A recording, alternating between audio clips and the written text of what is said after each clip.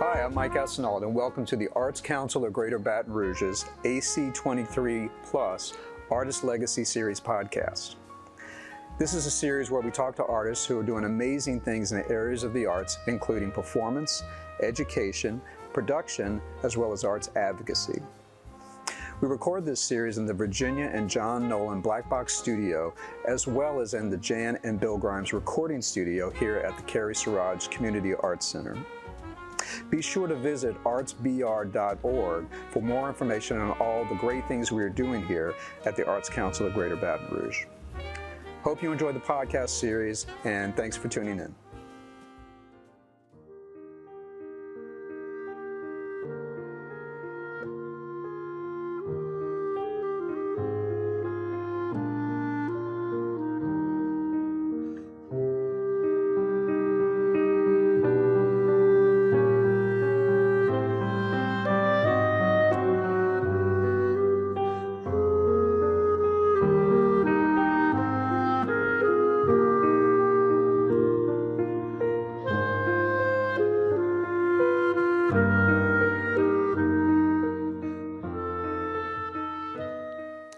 To welcome all of our AC23 Plus Artist Legacy Series listeners and viewers. I got a special show today where I have two very special guests, starting with Jan Grimes, who I've known for some time, probably well over 25 years. Yeah. And in addition to maybe being the sweetest person on the planet, she's an accomplished pianist. And I'll do a quick bio here. But so, Jan, you went to Cincinnati College Conservatory of Music, and you got a bachelor's. I didn't realize this, a bachelor's in music, but you got a double degree in music education and piano performance. Right, that's correct. I didn't realize the education part. Yeah. Following that, you did 30 years approximately at LSU, Louisiana State University. Nearly, yes. Nearly. And you really kind of authored the piano collaborative program, correct? I took a sabbatical 1 year just to research and write that program. Mm-hmm. Right. So in that tenure, you would have obviously mentored a lot of up-and-coming pianists in the art of accompanying. Right. But in addition to that, you would have accompanied yourself. I think in one of our conversations, it was like a ridiculous number of recitals it's obscene. That you did. Yeah. And then nowadays, you still play in church? Yes. So you retired from LSU?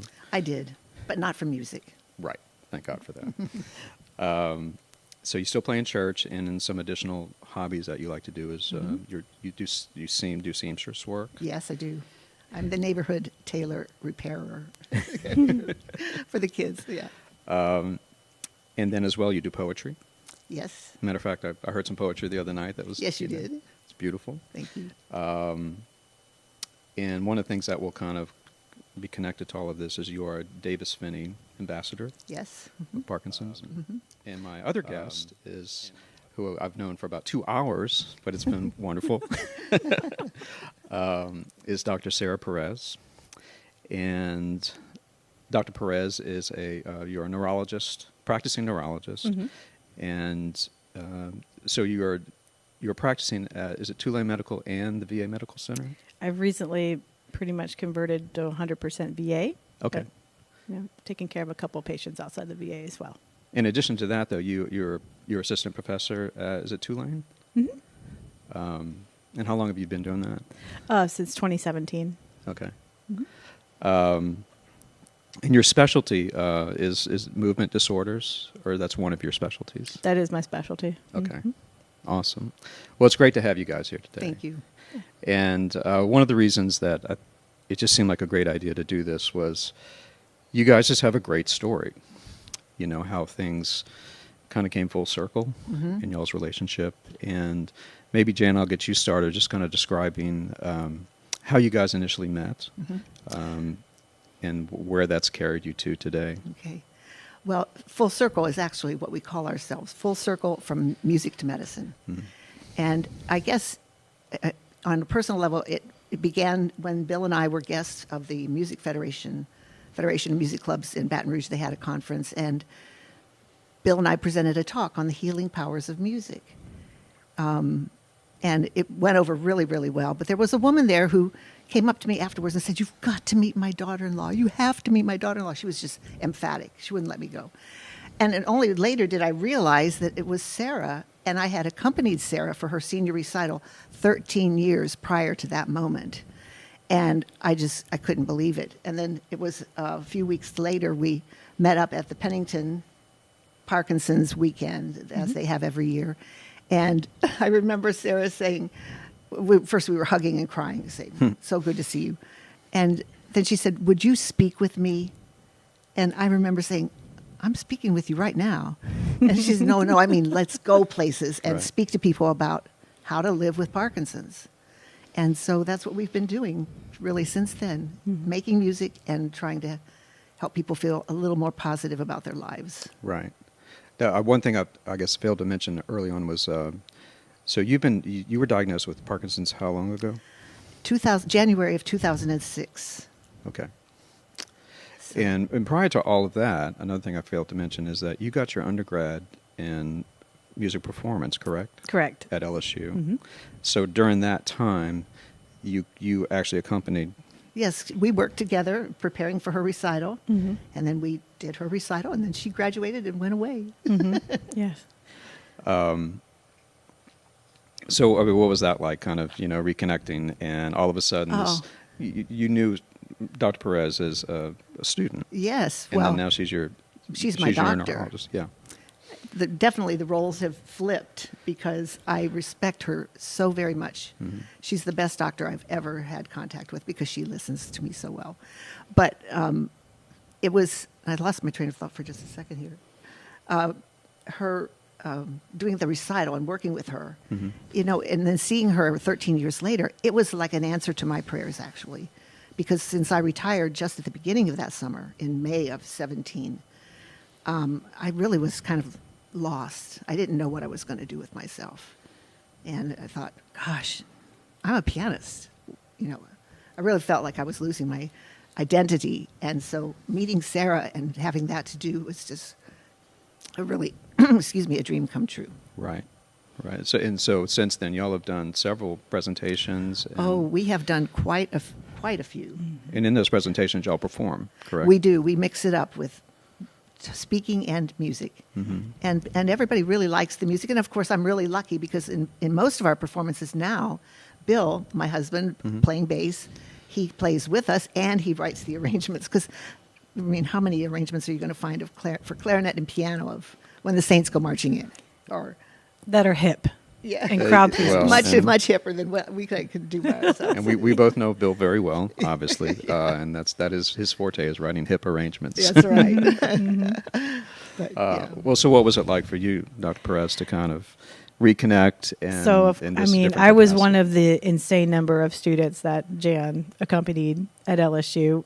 Was it over 400 or 700? It was a lot. 640. 640. So I was one of the 640.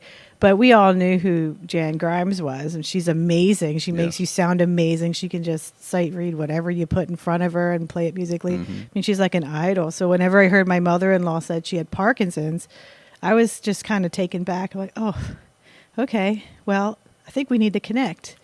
And actually, she was an answer to my prayers because it was really hard to continue playing at a high level of music, in med school and stuff. I would do the community bands, which they're great. I was sitting in the third clarinet section of the community band in New Orleans. And, it was fine. It was fine. But I was really kind of hungering just some good chamber music. I was like, man, I would love to play with musicians again. It would just be so amazing. And when I went to residency, I went in Birmingham for 6 years. So I did 4 years of neurology residency and then 2 years of movement disorder fellowship. So that's like Parkinson's and stuff. I mean, they really didn't have a good band there. So I was really just moving back. I was trying to do the community band again. Like, this just isn't really what I want to do. I would really love to start playing again. I couldn't listen to classical music or anything because it just make me sad. But then we met Jan, and then I was just so amazed that she agreed to not only talk but play with me. So it was just an amazing dream come true to collaborate with. There were With many Jan God moments and that summer. oh my goodness, it's Right. been such a blessing for me. And then our first performance, it was for the Parkinson support group in Covington, and it was the weirdest thing. I don't know if you've had multiple lives, but I feel like I have, between music and medicine. But there I was in front of this group of people playing music, holding my clarinet, and then a few minutes later, just answering questions about neurology. It was just kind of a crazy, like, collision of my pasts Right. Yes. to this very moment. Like how it was just really it's been very cool. It has, really has.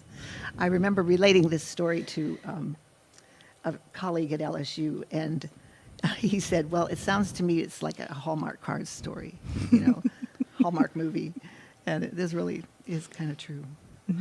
Well, so by the time you had reconnected with Dr. Perez, how long had you been dealing with Parkinson's at that point?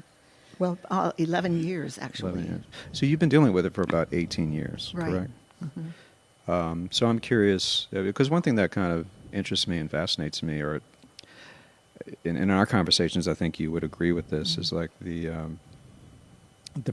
practicing of music, being involved in music, not just music, I mean the arts in general, with poetry. And do you feel like that's really a testament to, or a reason why you've been, because correct me if I'm wrong, but she's very high functional, extremely, at 18 years of Parkinson's.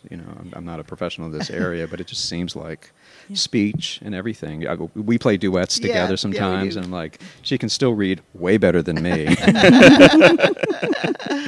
Which isn't saying much for me, but anyway. No, I do believe that it has made a difference. There's something about the body and the brain in particular when you're playing music.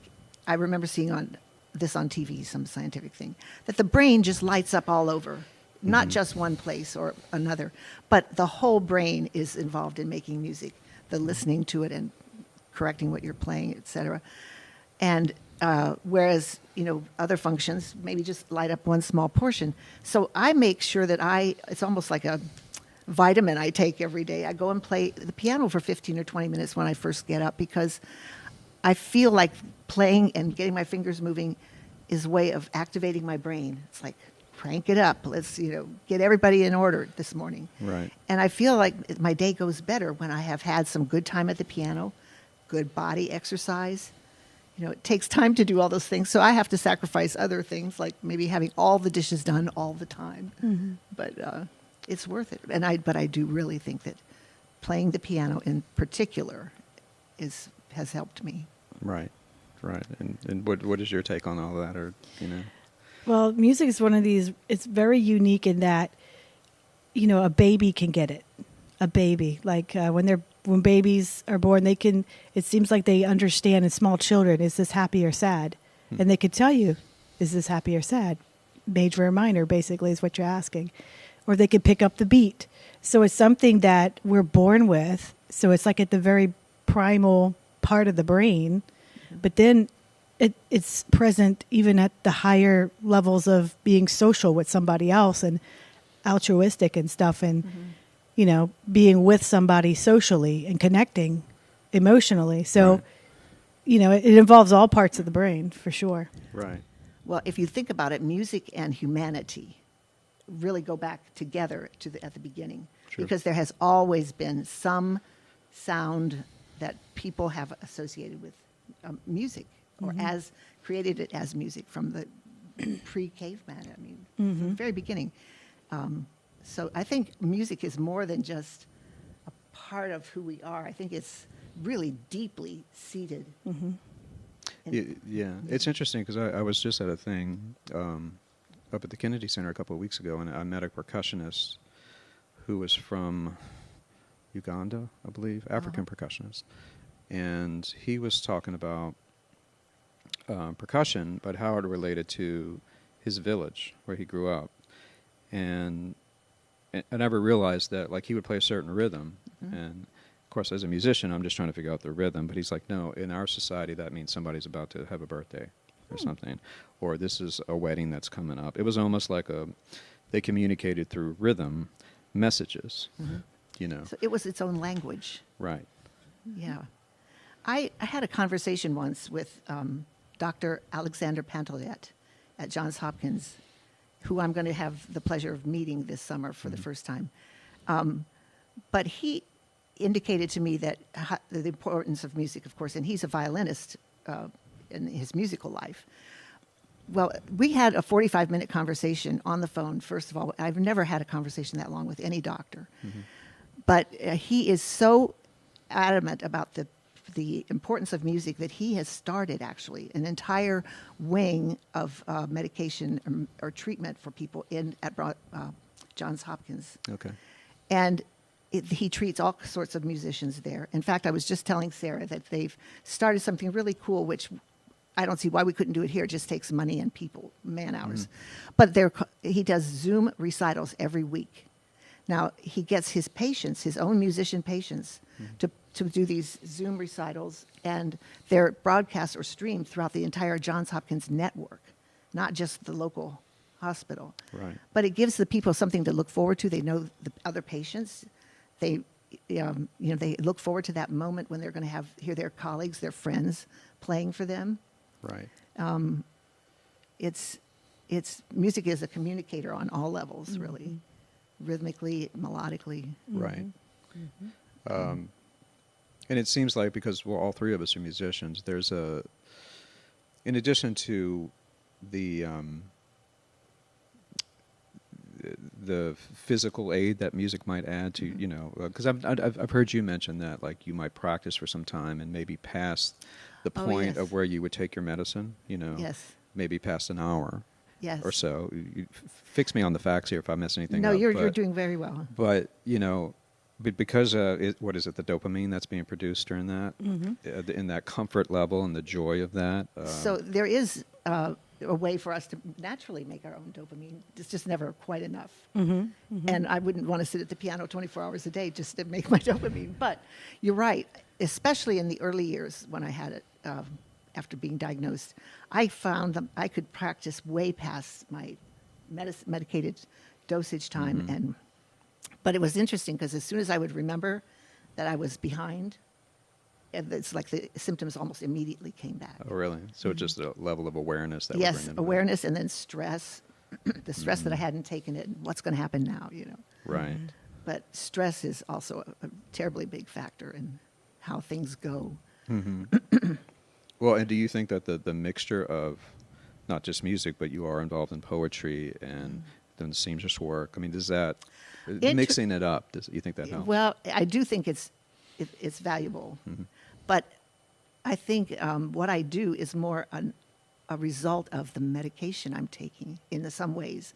Rather than me just discovering that I have a knack for poetry, I think the dopamine has unlocked a part of my brain that has allowed me to be creative in that way. Because what I've read is that the dopamine, we can produce it with exercise too.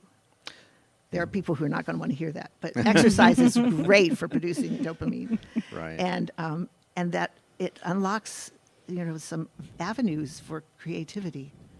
I know some people who have gone into painting; they never painted before, but all of a sudden they want to do art, Really? and they're very successful at it. So it's a game changer, dopamine. We all need it for so many things. Would you agree with the unlocking kind of a... Yeah, so that was interesting. There's a few papers. I think we even had a presentation. We did grand rounds, I think, at Tulane once, talking about how for some people with Parkinson's, I think they were saying up to maybe even 20%, they'll discover only after their diagnosis and they started treatment, these special talents that, like, not just like, oh, I'm just going to paint, like, but they're painters. Yes. They're like painting legitimate things now, or they're picking up a musical instrument and playing, or doing some legitimate poetry. It's just really interesting. So as a result of this is I would say, 20%, that's a large amount of people, common phenomenon that's just the ones we know about. We're trying to go back and say, okay, well, what parts of the brain actually make creativity? Because if you think, all children are pretty creative, right? And then somewhere along the line in our neurodevelopment, we kind of lose a lot of creativity just because the front part of our brains is kind of inhibiting everything. Well, that opens up a whole new topic, which I won't go to. But I think where the kids are schooled out of their creativity. You know, don't color outside the lines. Yeah, it was interesting. I was watching a thing. This is sort of related, but a neurologist was talking about how they did a study, and you're probably familiar with this, but on twins, a certain set of twins, and one had grown up, for whatever reasons, one had grown up really involved in music, and then the other one had not. And then they did a scan of the brains of the two, and inevitably, the one had been involved in music, like several portions of the brain were just much more developed or larger. That's interesting. Yeah, so I'm not at all surprised. But. And that's been, for me personally, that's as someone who advocates arts education at a young age. Particularly music, because that's closer to home, but any form of the arts. That seems like just such a big deal, especially nowadays. I don't want to get too into policy and all that stuff, but, when you do see a lot of, education programs maybe suffering budget-wise, so the first thing to go, let's get rid of the arts, because, and we'll add more math classes and more science classes. And there's nothing wrong with those classes, but I think they certainly go hand in hand. And why is it that so many doctors have backgrounds in music? I mean, there's obviously a connection there. Yeah, that was surprising to me too. There's tons of musicians who are physicians, and the first person I interviewed with actually was this gruff old man. He was like, "I don't understand how you think a music degree makes you qualified to get in med school." And it freaked me out. But all the rest of the interviewers after that of all, "Oh, musicians, they make wonderful physicians. Tell me what composers you like to play." It was like wonderful. But yeah, there's quite a few of us that are, right. Yeah. Well, I think there is something about music, math, science. Yeah, it all kind of goes together. Yeah. I think so too. But there's an organizational quality, I think, to particularly music. I'm sure I'm not as versed in the other art forms, but I would have to think in dance, there's so much rhythm involved in dance, and I guess that's a big part of it is the rhythm aspect of it and the math part. But earlier you were talking about walking and freezing and whatnot, but Bill and I had come up with some ways for me to get out of a frozen position. And this goes back to you talking about dance. Made me think about the walking and freezing, but I would be walking and I'd get frozen, and he would put his foot, one of his feet, perpendicular to the one that was leading of my feet. So I'm making essentially a T. So it always inspired me to step over it. And then I could step over it without any trouble. But it's amazing through this disease, though, that has evolved into not being successful anymore.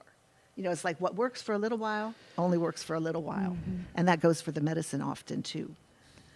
Yeah, one thing I had come across in kind of prepping for this was someone talking about just how important it can be to your point, developing new ways, consistently learning new ways of doing things, I guess, to stimulate the brain, but then because it's easy to fall into the same pattern. And then, Okay, so neural pathways. We're always looking to create new neural pathways.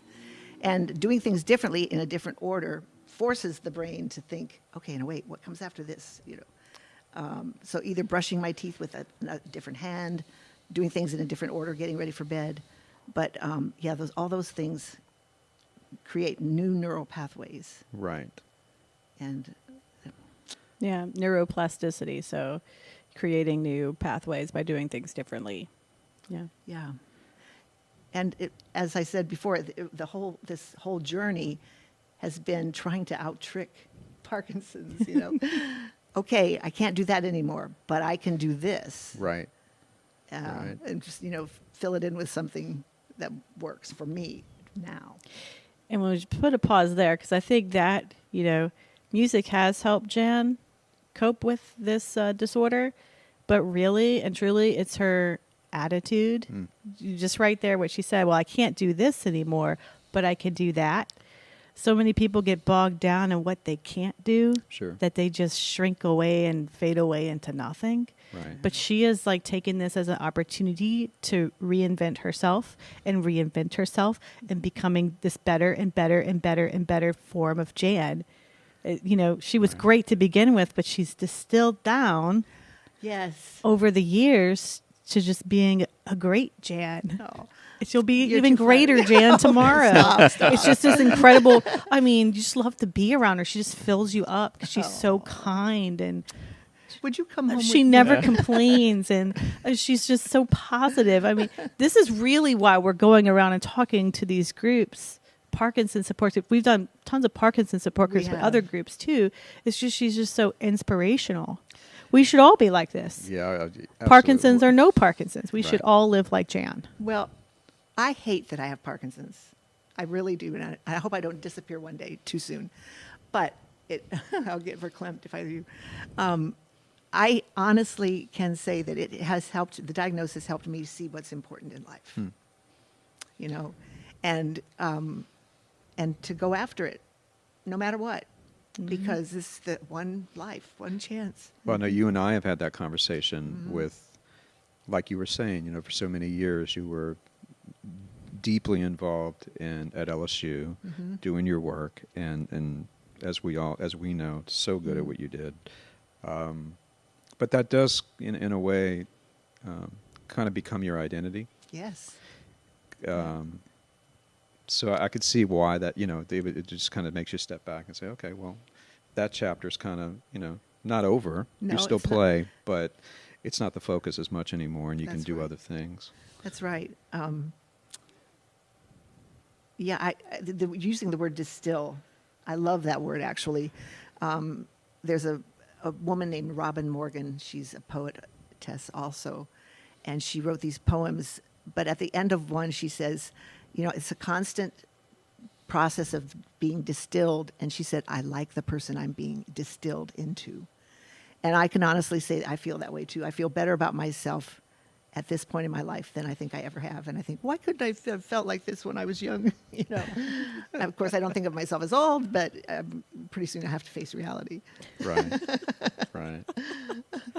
So, Just as a side note, I want to parlay this, but I was talking to someone the other day, a mutual friend, and this friend was talking to someone who used to work at LSU, and she's like, "Did you ever know Jan Grimes?" And he's like, "Do you mean like the sweetest person I've ever met?" oh my. Yes, that Jan Grimes. Yeah, Oh. and that's the Jan we all know. So Well, I love being the Jan who answers the front door and one of the 10 children from the corner house says, I tore my gym shorts. Can you fix them? I have a game at 6 o'clock, So we run in there and sew up his gym shorts. Or they call me and say, have you got a can of beef broth? I'm trying to do this and I don't have it. So I love that. yeah.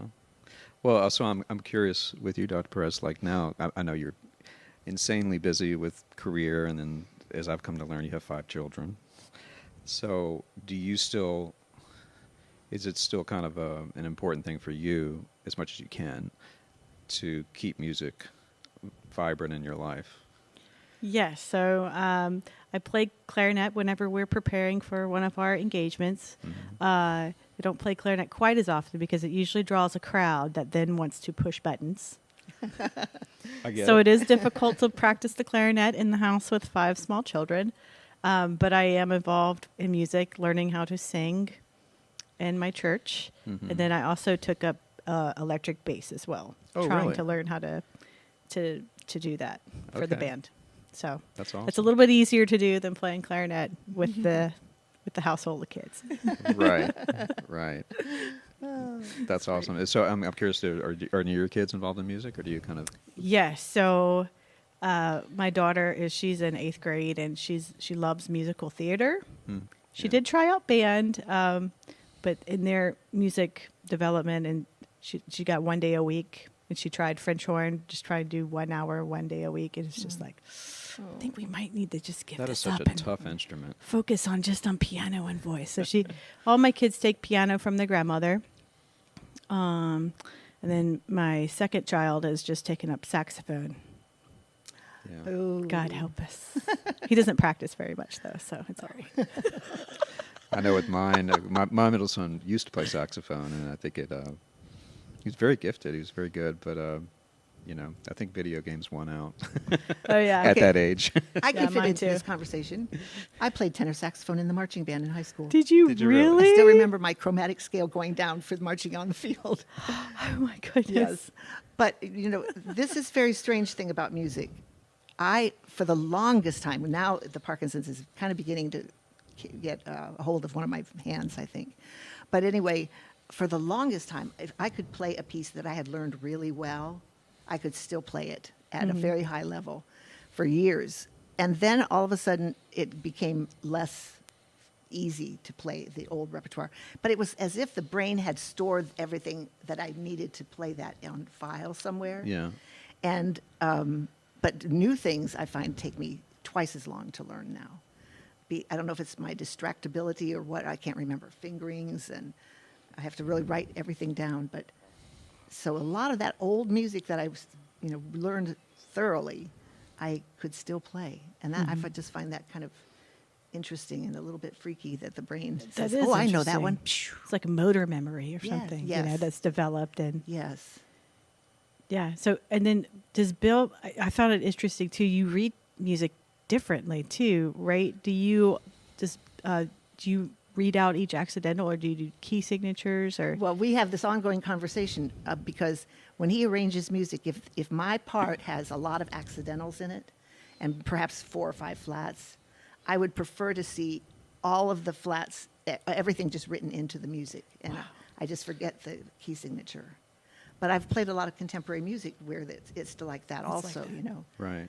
So, And would that be kind of because if it is, you're just given the key signature, and then I guess you constantly have to reference back to that as That's you're going right. through the piece. And you know what? It depends. To me, it depends on how long the measure is. Oh. If it's even a slow-moving piece, but it's 4 beats long, but 6 notes per beat or something, I may forget what that accidental said at the beginning of the measure, or was that the measure before? So I'm constantly looking back and forth. So it's easier just as it's given it to you as you go. Right. One thing I found interesting that you told me is since diagnosed, it's affected your absolute pitch by half And step. my time. And my time. Bill teases me about rushing, but he's not really teasing. It's hard for me to hold a tempo. I have to really, really work at it, and I've used the metronome more than I think I ever have since just playing things with the metronome. But you're right, the pitch, I'm a sharp, half step sharp, Okay. almost always. And I was always able to find the home pitch, before. Now I'll guess it, and then I'll say, well, I think it's this, but it's probably really this. And then Bill will say, yeah, that's... Wow. Because I was a half... You're still doing better than me. I know, that's still better than 95% of the people on earth. In regarding the tempo thing, well, at least you have that excuse. There's many musicians who... I could just say I've been trained well in the art of acceleration, as he says. Well, Dr. Perez, have you come across, similar stories as to Jan since you've been practicing medicine? Or? Well, yeah. So one of the things Jan talked about just now was getting caught up in creative activities and kind of losing time and going past medicine time. And that, I would say that would be a universal thing amongst my Parkinson's patients. Mm-hmm. They'll get caught up in whatever hobby floats their boat, making cookies, whatever, and they will just function just fine. And then the instant they remember they're 2 hours behind, like, ah. Oh, really? So it must release that just endogenous dopamine release, just constantly when you're doing this very rewarding activity, whatever it is. Mm-hmm. And then, it evaporates immediately when you stop. Yeah. It's like you've been caught. Yeah. But that is something almost universal. Yeah. So, what are some of the, I guess, more recent challenges that popped up just kind of dealing with? Well, most recently, I'm having trouble with my right hand thumb because of elbow surgery.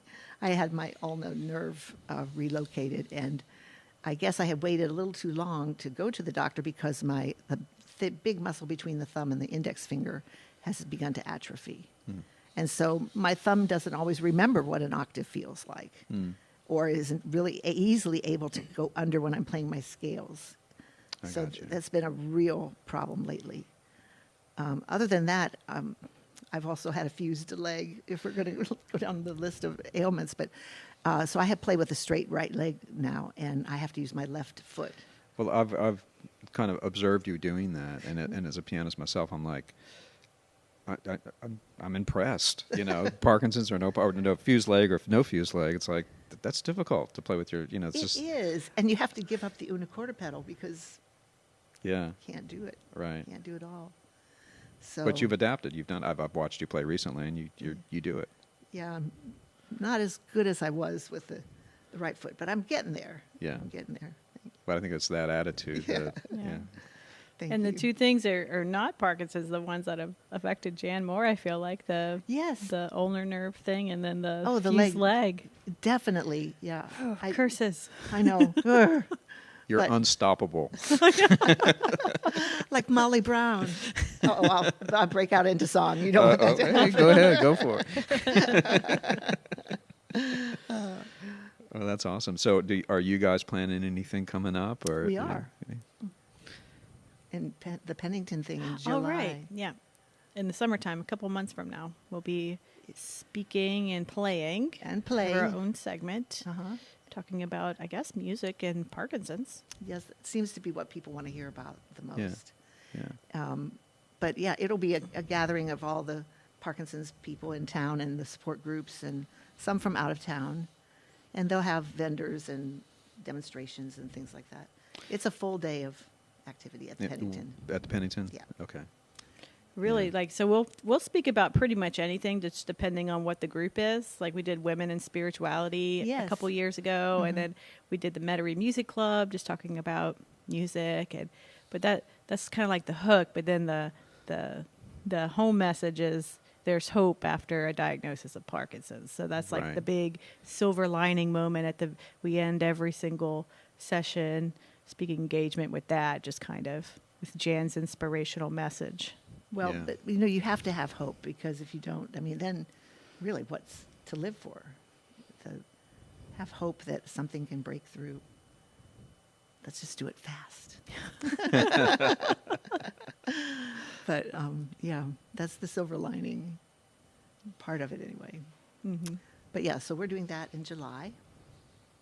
And then we just kind of wait for somebody to decide they need somebody just like us, and they call us and we say, yep, we'll come. Mm-hmm.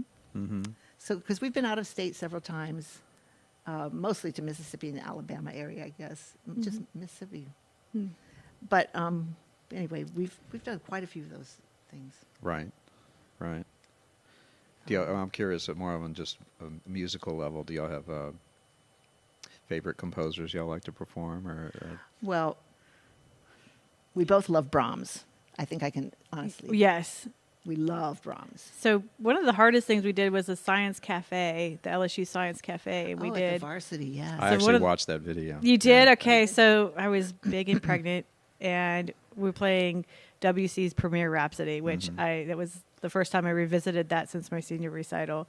It was definitely the highlight and hardest piece for me. It was. We actually had Steve Cohen come Oh. and listen to us. I was That's so unnerving, I'm nervous, sure. like before we did it, but he Yeah. was just because he's kind of a tough guy, Yeah. Whenever we were I was Master in this- clarinetist. yeah, master clarinetist, and it's kind of tough being in the studio. But he was just all very positive and had nothing but nice things to say. And my friend Victor, who's a clarinetist, was like, "I didn't know you still played. Like you really play." I'm like, Right. yeah, Right. and it's on the same reed too, from like 20 years ago. I got my Leger plastic reed, the good old reliable. You woodwind players and your reeds. Yes. He got a good one. It's like gold. Right. Right. Oh my It's gosh. like 20 years old. Yeah. Oh my gosh.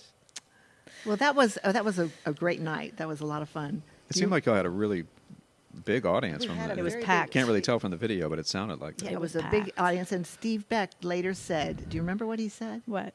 That we were the only Science Cafe that ever got a standing ovation." That's so nice. Did y'all play an encore? No, we had nothing planned. So that was a great That was night. so much fun. Well, because I think so many people don't know anything about Parkinson's. I've had people come up to me and say, "Oh, you're still playing?" And Steve Cohen, in fact, when we played that little bit for him at Victor's house. Victor's house. He came up to me afterwards and said, "I thought they told me you couldn't play anymore." Well, come to the source. Don't believe everything you hear. You know what else? Sometimes people are they don't know what to say. They're curious. Yes. But they just don't know how to approach it. Can I talk about it? Can I not talk about it? And this is a great way to say, yeah, you could talk about it. I'm a person, and this is something I live with. I was at Stabs one evening, and I made a detour down the hallway, and as I passed a table of two people who I recognized, they stopped me and said, "Jan Grimes, you're still around." Oh, okay. I was like, "Oh my gosh, do you know something I don't know?" But I thought, what an opening. Yeah, well, I don't know how to react to that. It's like, yeah. For now? Yeah. Yes, and I'm going to be around a lot longer. And now that you've said that, I'm going to really, those kind of things are hurtful. But can I tell a funny story? Yeah. I tell this one everywhere I go because I just think it's funny. I was stopping at the dollar store one day just for one thing, and there wasn't anybody really parked in the parking lot. And I thought, I'll just slip in. I was still getting around pretty well. But as I got to the front door, I was using a cart as kind of my aid. And this woman had parked suddenly and come up to the door. And I said, "Would you mind opening the door? I have Parkinson's. It's just a little awkward. But since you're here, would you open the door?" "Sure." So she opens the door and then immediately starts following me. And she says, "Let me help you." I said, "Oh, no, I'm just here for one thing. No problem." No, let me help you. What are you going to do? You can't boss her off the stage. So I said, she said, "Do you have a family?" I said, "Yes, I have 2 sons, but they're grown and out of the house." "Do you have a husband?" I said, "Yes, he's at home, and we're going to have lunch as soon as I get home." "Does he know you're out?" Nah. That is really typical because people either think it's contagious or that we're weird somehow, but it has just affected the movement of our bodies. Right. Not so much the brain, unless, of course, at later stages and with complications that can happen. But for the most part, we're really pretty normal people. Oh, yeah, yeah. So I try to educate somebody every day. One other story, I was in the grocery store, and this couple was really staring at me because I was having difficulty moving. And I looked at them, and I said, "Don't worry, I'm going to be okay. It's just Parkinson's." And they were like embarrassed that I had said something to them. But, when you're standing there gawking at somebody because they're having difficulty, he could have come over and said, "You need help?" And then I would have kindly said, "No, I'm fine. It's just Parkinson's. I'm a little slow right now." But it's hard to know what to say. But I just think people need to be educated. That's all. Well, or just at a base level, your first story about the convenience store, that reaction of just being helpful, Yeah. I find that really many people are willing to be helpful. Yeah. I'm curious, kind of talking about the music thing, and some of the stuff I've looked at related to, because most of the music we're talking about is prepared music. Mm-hmm. Right. But when you get into improvise type of stuff, is there any sort of interesting info that you've come across with that end of things, where you? Because it seems like I saw something a while back. It was a scientist, maybe a neurologist, who was in the MRI machine, who was a pianist as well, and he grew up playing classical music, but then later on started playing jazz. And of course they had the whole brain electrodes and everything, and he's playing some Mozart, and things are going nuts in the brain. And then he starts improvising over a blues, and it's the same thing, but even additional parts are kind of going crazy. Yeah. Any talking points on that? Yeah, so I mean, you have like a certain muscle memory for these traditional things that you've played. But then I think improvisation just takes it to a whole nother level. You have the structure that you had for the other piece that you're following. There's a beat and a key, but then you have this kind of communication that you're doing with the other the other artists, that's just, spur of the moment. Right. And so I think it adds a whole nother level to it, just communication and then creativity and that sort of thing. Mm-hmm. What's my next move? And so it would light up more parts of the brain because I think it takes more brains. Yeah, actually, I watched a thing on YouTube about that very thing, improvising, and they said it was at the frontal cortex. Is that Okay. that it added a layer? Of, Yeah, that's your judgment center and well, that would make sense if you were improvising because Right. you'd be judging and choosing right what to use. And that's kind of where your social skills are too. So you're kind of socializing and Yeah. making decisions Yes, and yeah. spur of the moment decisions. Mm-hmm. Yeah, it seems like I'd run across something where someone was talking about that, where being involved in that sort of thing, improvised or just ensemble playing maybe of any kind, it helps develop your inhibitor tendencies to where you think ahead, like maybe I shouldn't say this or maybe I shouldn't play this or that kind of thing, which parlays itself into, they'd use an example of it helps you hold a job. Yeah, Knowing Yeah. what to say and knowing what not to Yes. say and that kind of Yes. stuff. Yes. Well, to quote Mr. Wicks, Frank Wicks, one thing that he told us in band, and it always stuck with me, is that playing is 80% listening and 20% playing. And I've kind of just always held on to that because it's the same thing if you want to be a good doctor. Yeah. It's 80% listening and 20% talking. Wow. and you live by that, and I'm thankful. Well, people will always tell you what's wrong with them if you listen long enough. Yeah, Yeah. that's great. And it's amazing how much listening can help in someone's journey to heal. Just by listening, people Yeah. feel better. If they know that you care and, They're being heard. they're being heard and someone's listened to them and they just feel better already. Yeah. So I try to teach all the students and residents that. So where I'm working now, we have 12 residents in the clinic with us and 7 medical students. And I'll teach them neurology, but I hope that I can teach them to be, a humane doctor, because I think it's the humanness has left medicine quite a bit. Right. You go in the room and it just looks like a science experiment. There's a place you can sit on the table, very sterile looking, and it just doesn't feel like places of healing anymore. It feels like a business. A lot of and places. I think the angle you're coming from is, in addition to the medicine part of it, a big part of the healing and the therapeutic quality is when the physician cares and is open and taking it all in. Yes. That's just as big a part of it, I would Oh, think, from absolutely. the patient standpoint.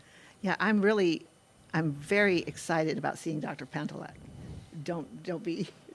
I'm Don't I'm very excited for you seeing him too. This is going to be great. It's going to be great because I think he put me at the end of his day on a Friday, so we can go a little bit longer than he might otherwise. And I asked him if he wanted to play anything because I said, I'll bring some music along. And he said, well, we probably won't have time for that. I don't think he wanted to do that. But anyway, it's going to be an exciting visit, I think. Yeah. Yeah. I know you're excited about that. I really am. I don't know what I'm hoping to get out of it, except perhaps that I'm not so far down the progression line as maybe the years might indicate, and that I'm being optimally medicated, which I think I am, thanks to Dr. Perez here. I think that would be the best things that I could get out of it. Mm-hmm. And for him to just say, go live life, Just don't wait for there to be more time or more money or more, that's such a mistake that we all make. Yeah. And we're probably all making it in Yeah. some way right now. But don't wait. Just do it. Right. Well, I think you may have just answered the next prompt I was going to give you, but before I do that, I just want to thank you guys for being part of this, and I think it's really great. I just love y'all's story, and Thank you. which does lead me to the next thing, and I was just going to ask both of y'all, if anybody who's watching this who has a connection to Parkinson's, whether they're diagnosed or knows someone who is diagnosed and just going through it, what would you say to them? based on your experience, and especially this connection with music and the arts. Well, one of the benefits of being involved in music is that you're not alone, usually. You're with people, and loneliness is one of the biggest downers, I think, as Parkinson's progresses, because people become embarrassed by their appearance or their behavior. Sure. And so to stay involved with music, and also to be aware of the places that will give you support, like the Davis Finney Foundation. If there's a way we can communicate, some contact at the end, put it up. Sure, I can put some information on the back end of Sure, and this. I would be happy to share my number as well as an ambassador. As an ambassador, I try to help people find resources of things they need, but also to listen to them, their concerns, and try to assure them that this isn't going to happen overnight. This isn't a death sentence. You're going to have to work at it, but it's not. And to let them know that they're not alone. I think that's the biggest thing. That there are people out there to listen to, or who will listen to him, them, whatever. It seems like one thing I've learned over my time with you, with Parkinson's, and what we just talked about today, it's like, yes, you get the diagnosis, but you have a lot of control over your quality of life, longevity, given your attitude, and how proactive you are maybe at finding new things to stimulate, neural pathways, etc. Yeah, and you know what? I'm willing to accept that it's going to take me longer to do something than some other people. I used to just be, zigzagging everywhere, but now I just have to accept the fact that it's going to take me more time to do what I used to do in less time, so I'll get less done every day. Right. But I'm okay with that. So. Yeah. Well, thanks again, guys, and God bless. Thank you. Thank you, Mike. Same to you.